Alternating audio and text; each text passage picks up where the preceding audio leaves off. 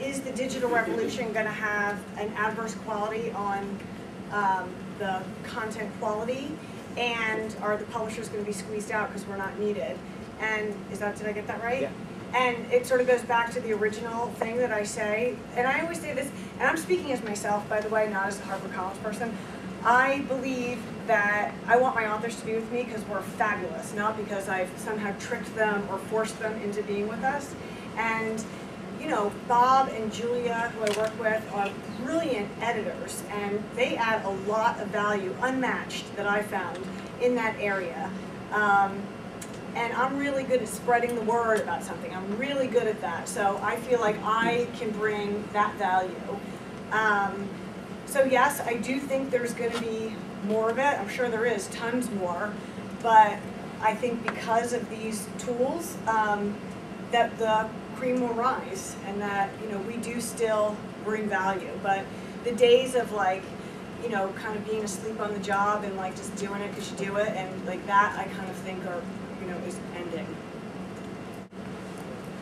It seems like you work with authors in your outreach efforts, and I'm wondering, we're asking so much of authors nowadays, traditional things like perhaps you're going on a tour, or perhaps you're talking to book clubs by phone, by internet, by Skype.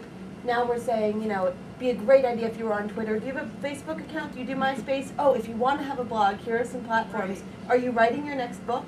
I'm wondering at which point you, when you're talking with each author, just in your experience, how do you decide who's doing what, and how is this actually working out for you author to author? Are some people just overloaded, and do you choose per person, or you kind of have a blanket statement for all, like, No, do never everything you blanket can? statement, ever, ever, ever. It's always tailored for who they are. I do think that when an author can do all this stuff and use all the tools, they are way, way, way, way, way more valuable, and that the days of, you know, an author sitting back and saying, okay, what are you going to do for me, are, you know, hopefully ending sooner. So I don't, you know, it's their career, you know, we're all in this together, we all want to be successful at it, and for them to communicate on their own is way more valuable and useful than if I go on there and Twitter for them. That's not going to work. Or it doesn't work nearly as well. It's not as authentic. You can smell that a mile away. So yes, there is the whole range, but I think, you know, as the world is changing faster, an author who is open to learning and experimenting with all these tools so they can communicate, you know, it's becoming more and more and more competitive, and yet there's more and more opportunities. They're going to become more successful and more valuable, and, you know, as a publisher, that's what I look for more and more. Like, if somebody's not willing to do that, I would have to really think hard. I mean, some books would sell themselves, but most no. A little bit about controlling your own digital presence versus others doing it for you.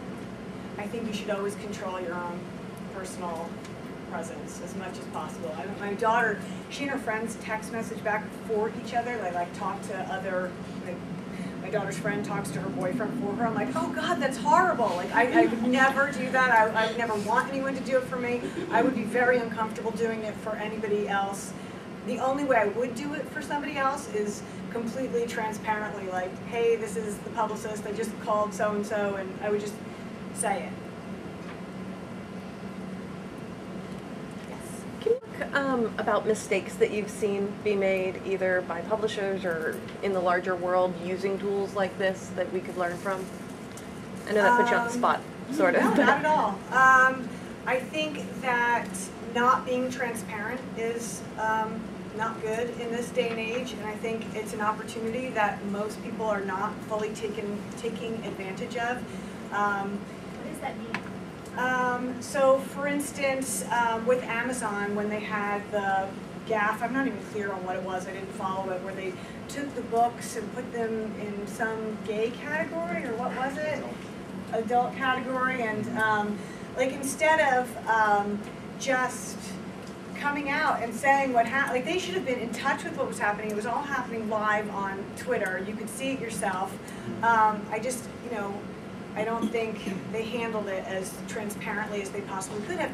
Or, for instance, with the Domino's pizza, did you guys follow that? Like, some video, they, you know, like stuffing the stuff up their nose, and the guy came out, the head of Domino's, and he did a video blog speaking to that, which was good, very good. But he was like reading off of cue cards. Like, come on, like just do it, just be real, and just, you know, and tell us, you know, go back and film your own, you know, kitchen or whatever at any Domino's you want. Like, be real and be transparent about it.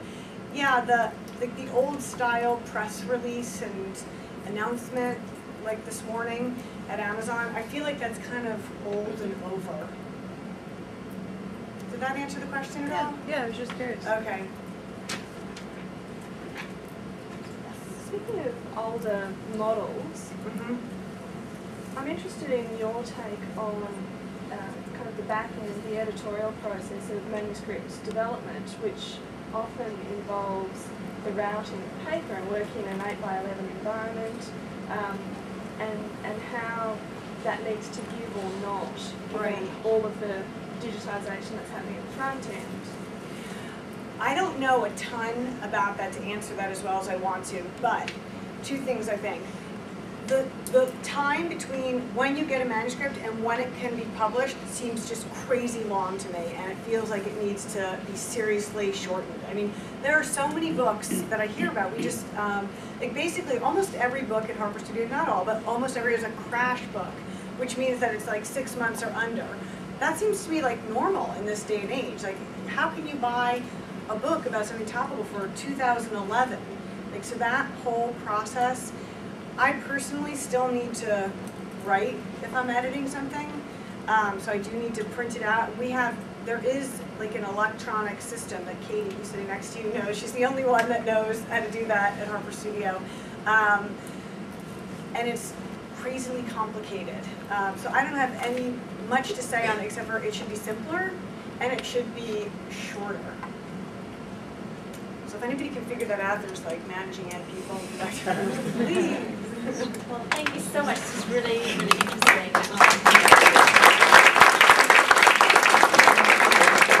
So much to thank you all for coming here to the first meeting of the Digital Publishing Group. Hope you'll all get involved in various initiatives, whether it's organizing events, the internship program.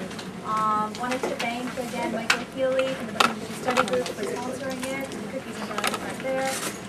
Wanted to and Maggie, of course. Enjoy the presentation, and I think you can tell that Debbie and Susan and myself and Michael too are really optimistic about all the things that are going on in the digital world. And you know, it's not something to feel scared about or feel like it's a really grim outlook. I mean, there's more opportunities than things being taken away. So I hope you take something positive away from that. But thanks all of you for coming, and I hope to see you guys again in June at our next lunch. Yes.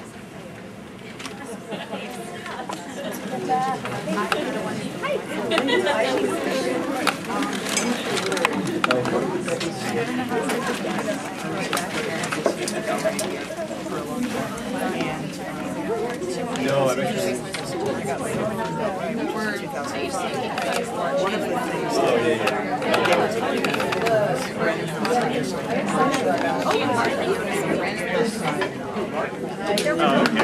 Yeah, we just take over